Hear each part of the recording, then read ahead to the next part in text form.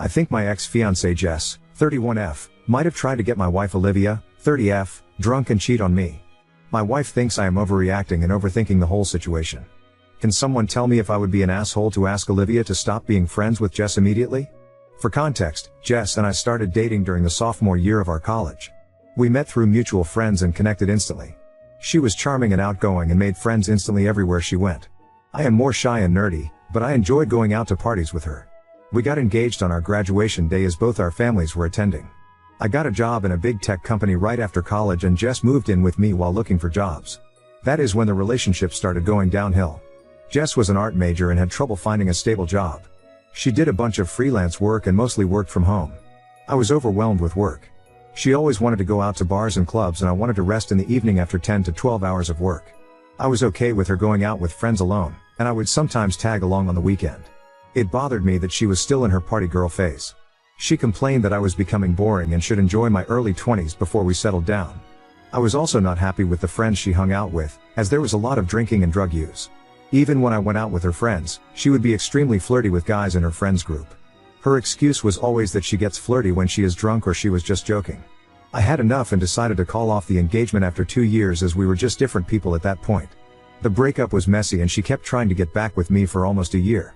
There were some incidences where Jess may not have acted in her best judgment, and I blocked her from all my social media. I did not want to deal with the drama and wanted to move on. I also got a transfer to another town around that time and never heard from Jess again. This is when I started dating my wife, Olivia. My wife was the exact opposite of Jess. She was very soft-spoken and a homebody like me. She knew I was engaged before. We dated for 3 years and happily married for 2 years now. However, one of the sticking points we always had was my Thursday nights. 3 of my closest college friends are now scattered all across the country and we generally play a video game together on Thursday evenings since our college days.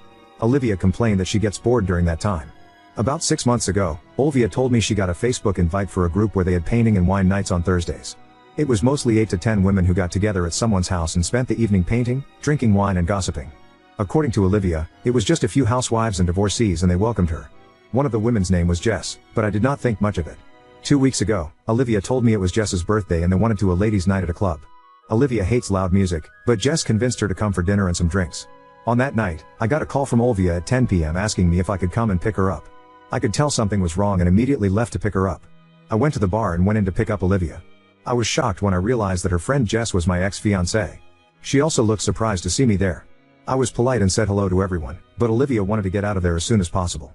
After we went in the car, I told Olivia that Jess was my ex-fiancée whom I had not seen for almost 7 years. Olivia was shocked to hear it and she did not know about it. It was crazy since I did not even know she lived in the same city as us. Olivia told me Jess was the one who had started the painting group. She had divorced her husband 2 years ago and moved to our city for a fresh start. The reason why she called me was because she was getting uncomfortable with the situation at the bar. Since Jess and one of the other women were single, they kept on encouraging guys hitting on them and inviting them over to their table. Jess was trying to get everyone drunk and was asking Olivia to open up and have fun. She was constantly hyping up Olivia to 2 of the guys who bought them a round of drinks. At this point, Olivia excused herself to go to the restroom and called me to pick her up. I am not happy with the situation, but I am also not mad at Olivia. I am just uncomfortable with Olivia hanging out with Jess. I told Olivia about the same. Olivia told me that she was never going to put herself in the same situation again with Jess or anyone else. Also, this friends group is the only real social life she has since we both are in a completely new city. She does not want to stop going to her painting nights with her friends. I brought up the thought that Jess could be acting in malice, but Olivia told me she did not think Jess would know I was her husband as Olivia never showed my picture to anyone in the group. She also said that it's been 7 years since we broke up. Jess is a kind person and I should not judge her based on one night when she was drunk. She still wants to stay friends with Jess. On one hand, I do not want to separate Olivia from her friends. But, my gut feeling is telling me something is off in this situation. Besides, it feels weird to have my ex be friends with my wife. Update 1. I posted about how my ex-fiancé tried to get my wife to cheat on me 3 months ago. Things were good since then, but last week has been crazy and I wish my wife were not as naive to let Jess back in our lives. I really need help on what I can do at this point. For reference, I broke up with my ex-fiancée Jess 7 years ago and have been together with my wife for 5 years, married for 2.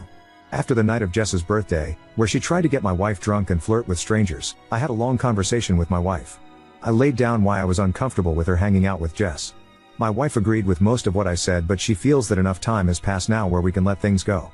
She also talked to Jess and she told her that she had no idea about me and it's just one happy coincidence. Jess also insisted to my wife that she moved on with her life after our breakup, found love, and unfortunately the marriage did not last. She told Olivia that maybe we all could go out for dinner together and clear out the issues.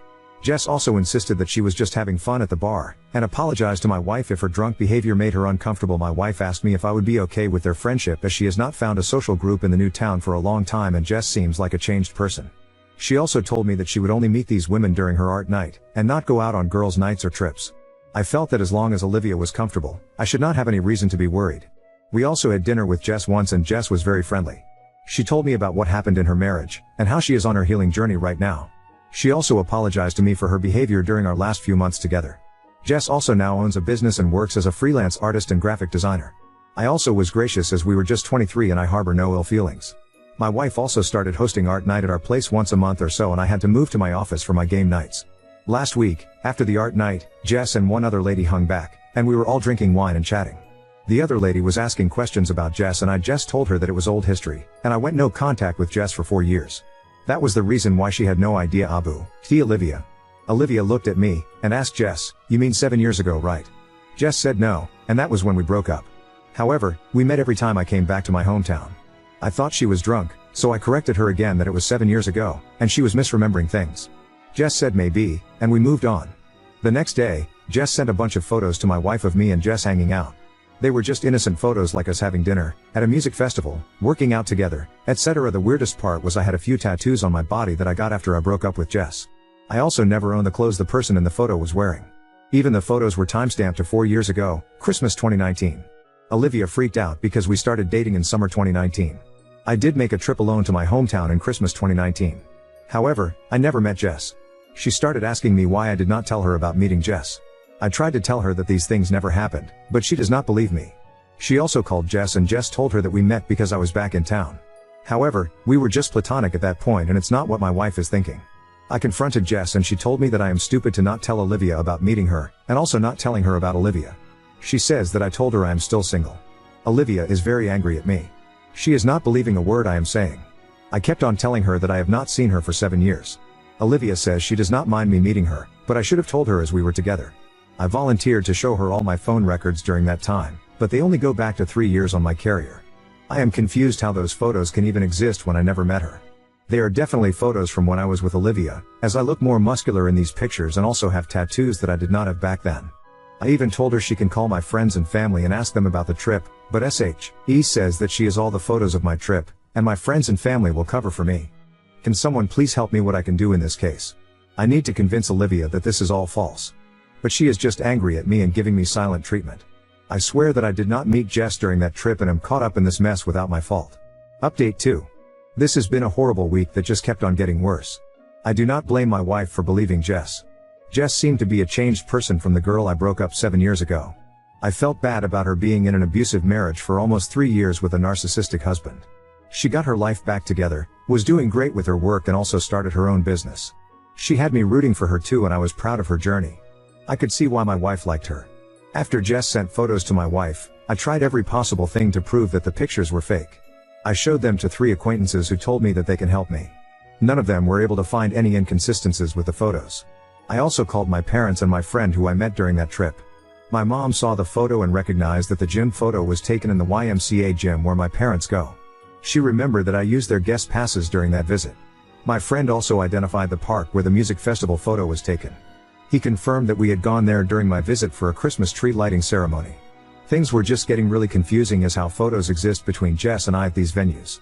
Jess on the other hand was comforting my wife, telling she did not imply anything when she sent her the photos. She said that she was married at that time, and we just ran into each other a couple of times during that visit. Jess was telling my wife to not overthink the photos and I must have forgotten that we ran into each other. What calmed my wife down a bit was my mom talking to her and telling her that in no RLD would I hang out with Jess after all the stuff that happened during our breakup. Things got really messy and there was a reason why she was blocked across everything. My wife agreed with her and told me to just let it go. However, it was just a horrible feeling as I did not have any real proof that this was fake, and I was just waiting for the other shoe to drop anytime. I finally caught a huge break last night. My wife decided to not go to her painting night with Jess and friends yesterday and told me she just wants to be left alone and wants to read. I wanted to sit with her, but she told me to go and play with my friends as she wanted to be alone. During our gaming session, I told my 3 closest friends what happened and how there are photos of me and Jess at locations that I actually visited during that trip. The session turned into them bashing Jess, old stories, and how manipulative she is. After our gaming session was over, my friend Jim called me on phone and told me he wanted to talk about something important about Jess. He asked me if I was alone, as he did not want Olivia to listen in. I told him I need to go to a different room. I put my phone on speaker and went in our bedroom where Olivia was sitting and prompted her to stay quiet. Jim told me that he has been in contact with Jess for 3 years ago. He said that she was still married but was planning to leave her husband. They knew each other because Jess was my GF all through college. The initial conversations were just catching up and Jess complaining about her husband. He told me Jess inquired about me a few times as she had learned I got engaged to Olivia around that time. He said that they have been talking for a while now. Jess also told him about the coincidence that Olivia was in her painting group and how she met me few months ago when I went to pick up Olivia. She told Jim that Olivia came to her birthday and was heavily drinking and flirting with guys. She even sent him few pictures. They're a few with Jess and Olivia together, and then Olivia hugging and kissing a guy on his cheeks. I asked him to forward me the photos and he sent them to me on Discord. Jess told him that I am still the same insecure guy and must be tracking Olivia as I showed up at the bar at 10 p.m. like a parent to pick Olivia. Jess did not know that Olivia had called me from the restroom to pick her up. Jess made a joke to Jim about how ironic it is that I broke up with Jess because she loved to party and now, I am married to a party girl. I asked Jim why he did not share those pictures with me before. He said that he did not want to stir the pot in my marriage without knowing all the details. I was really mad at Jim at this point and asked him what else did he tell Jess about me. He said not a lot and they barely talked about me. However, Jess was obsessed with Olivia and would badmouth her a lot. So, Jim might have told her a bit about Olivia, like what she does, where she works, etc. I asked Jim did he ever tell Jess about our game nights, and he said he has and how Olivia complains about being bored. I told Jim to not tell Jess about our conversation. Jim asked me if I not tell anyone that he and Jess are in contact. He said that his wife might get the wrong idea and he just wanted to reach out because things seemed to get really weird in my life. Olivia was listening to everything and staring in disbelief at the photos that Jim shared.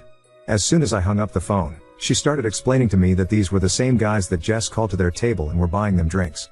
However, she never even stood next to them, let alone hug or kiss them. She also pointed out that her Apple Watch in the photo was on her wrong wrist.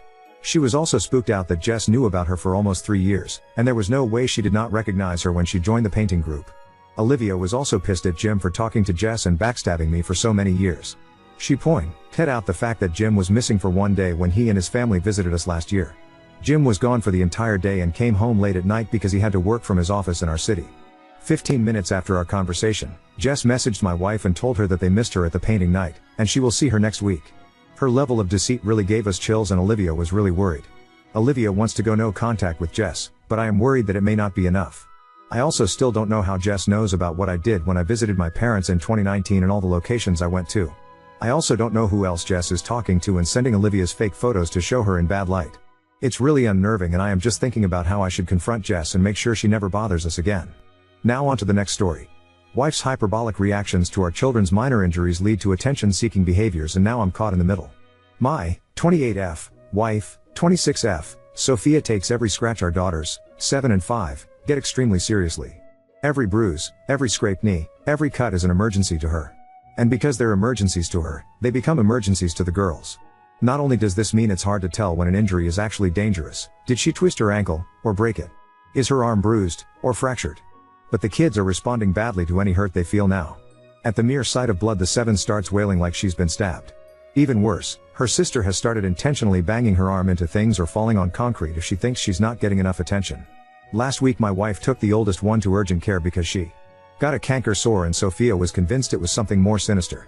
While she was gone I had the younger one, who was upset that Sophia had spent so long on her sister and had now taken her to the doctor to get special attention. NS. So she threw herself on the tile floor in front of me and started screaming and holding the wrist she hadn't actually twisted. I'm so tired of all of this I just let her scream. When I didn't give her the attention she wanted her screaming in pain turning into sobbing because I wasn't cuddling her and kissing her better and promising her cookies and a late bedtime. I told her I'd be in the den with the cats when she felt like joining us. I felt like a bitch for letting her cry herself out, but she's never going to learn to walk off scooter falls or getting hit with dodgeballs at this rate, and she can't be rewarded for this kind of behavior. It's just not healthy. Eventually she ran out of tears and came to sit with us and I let her have a watered down soda. Well, when Sophia got back with the older kid, who now had the same numbing gel we already had in the cabinet and $200 urgent care bill, our younger daughter told her what happened and now she's furious at me for ignoring something that could have been serious. I told her she's the one making mountains out of molehills and feeding into the actual dangerous behavior. We've been fighting about it all week and the kids have only been acting up more as a result. I'm so tired of this. Maybe my appendix will bust and I can spend a few nights in the hospital away from this insanity. Update 1. This is not Munchausen's by proxy. Y'all have got to lay off the Hulu docuseries and stop trying to diagnose strangers with serious and sinister medical issues based off one post written by their annoyed spouse. My wife does not hurt them, she is not poisoning them, or looking for drugs to feed them, or posting all over social media about how great she is and how lucky the girls are etc, or trying to scam people out of money or a Habitat for Humanity house. Sophia is not worrying for the attention of it. She is trying to ensure that they don't feel ignored and neglected, to the point that she takes everything at say serious, but she's gone too far and it is now backfiring. The few people who pointed out that the younger's behavior of faking injuries or actually giving herself a bruise could develop into something more serious are correct however, which is a concern that I also have. 2. Attention. The girls get attention. They get plenty of attention from both of us, they are not being neglected to the point that they need to injure themselves as a cry for help. For one thing, my older daughter doesn't do that, she is just genuinely convinced that bruises could be internal bleeding and any bump on the head could be a concussion. Which means that I'm going to have to give her the period talk pretty soon, or she's going to think she's dying if her starts early. For another thing, the younger one tends to only do it when she thinks her sister is getting something she wants, or we said no earlier in the day. They get attention, but they get special attention when they're sick or hurt. Someone in the comments last time, don't remember the name, suggested flipping it to discourage the younger girl's behavior, by essentially taking away fun things and forcing them to rest when they're sick or hurt. A few other people suggest pain charts of some variety, or first aid classes. Those might help with the older one and Sophia herself. That was probably the most viable advice I got, however well-meaning and true a lot of other stuff was. 3. Therapy right now is not an option. You can suggest it all you want, I can and have suggested all I want, but as of right now it will not be happening anytime soon. We had a bad experience with a highly regarded adoption specialist therapist a few years ago that resulted in our older daughter having more issues with her adoption than she did when we started, issues that we've had to figure out how to manage on our own because the 2 therapists we tried after that only compounded and exacerbated those new issues. My daughter would have been better off if she'd never been to therapy in the first place. As a result, my wife has lost almost all of her faith in mental health professionals. Quite frankly, I lost the majority of mine as well, and while I've made mention of it to Sophia, my bigger focus is on getting her to just change this one behavior. 4. Was my wife traumatized a child by being medically neglected? To the best of my knowledge, no. She doesn't have any long-term health issues, and she was never very involved in any physical and potentially dangerous sports when we were in school. Her family hasn't suffered from very many illnesses or accidents, even during COVID. So while I've driven myself to an emergency dentist before and broken my wrist without even knowing it, the only time she's ever been in a hospital was to pick her dad up from a colonoscopy. At least before she started taking our daughters in for benign bumps, bruises, and cuts. 5. No, my wife does not have postpartum anything. The actual update, after a couple of other comments brought up how my girls behave away from us, I decided to ask. My wife works a normal 9 to 5, while I work 3/12s from 6 p.m. to am on Thursday, Friday, and Saturday. During the winter they have school and daycare respectively. This winter the younger one will be in kindergarten though, and during the summer they both go to daycare from about 8 a.m. to 4 p.m. on my work days, and just in the mornings on other days as needed. I do drop-offs and pickups. When I picked them up on Monday I decided to ask one of the caretakers how the girls had been behaving. She told me they were fine, they bickered sometimes, but there was nothing unusual going on. I asked what happens when they get hurt or feel sick during the day, how they handle it, etc. I didn't tell them about my wife, I didn't want to be telling tales out of, or at, school. I think she might have thought I was looking for help, which I was, technically, because she told me that as soon as a kid falls down, or takes a ball to the face or anything else they start the whole interaction by telling them you are okay. And assessing the damage calmly as they approach. Even if the kid is bleeding they don't react. They say something like wow, that looked kind of scary. I bet it surprised you. Let's see your arm/leg/whatever. She basically wrote me a script. I asked her how my girls reacted to it, and she told me that the older one was a little more sensitive than her peers, she cried easily, and they had to be extra firm with the you are okays with her. The younger one she saw a little less, she's in a different age bracket, she only just turned 5, so she's still technically in the pre-K group, but she'd never heard anything about her. I asked what exactly they do if a kid is bleeding or bruised. For bruises they can sit with a little ice pack for 15 minutes before they need to come back to the ground, unless it's actually serious, and for cuts they get it washed and a band-aid. So nothing exciting as far as I could tell. The fact that we haven't been called into the school to pick up our totally terribly injured 5-year-old before tells me that she knows she won't get Madre's special treatment at the school, and since I will be the one picking her up if they think she's too sick or something, there's really no point in kicking up too much of a fuss unless she just wants to hold something cold for a few minutes. Neither of the girls have been hurt or sick this week. We stopped arguing, because I frankly do not have the energy to do so constantly. I'll look into the pain chart and first aid classes and bring up boring damage mitigation soon, once we've both had time to calm down. Oop, also, I am not a man. Oop, I'm going to put this here, since apparently it needs to be said. I am aware that saying it's okay or you are okay the way the daycare workers do is a good idea. This is what I have been trying to implement for a long time. Even if a child is genuinely hurt, adults need to remain calm to keep the child calm. If an adult is upset, then the already upset kid will become more upset, and if that kid isn't upset then they will be when they see their parents freaking out. I am not looking for excitement. I genuinely have no idea how you read my post and got that impression. None. If I'm playing checkers, you've started a game of chess. I am trying to end the excitement. When I said nothing exciting in my post, it was not because I don't want to implement something boring, it's because I do. I very much want my kids being hurt to stop being exciting or rewarding. That is the entire point of everything here. Of a week of arguing, of every other argument before this one. There was no one working up my older daughter. The younger one wasn't getting rewarded. If anything, being hurt at daycare got her essentially a timeout with an ice pack, or rubbing alcohol and a pat on the back.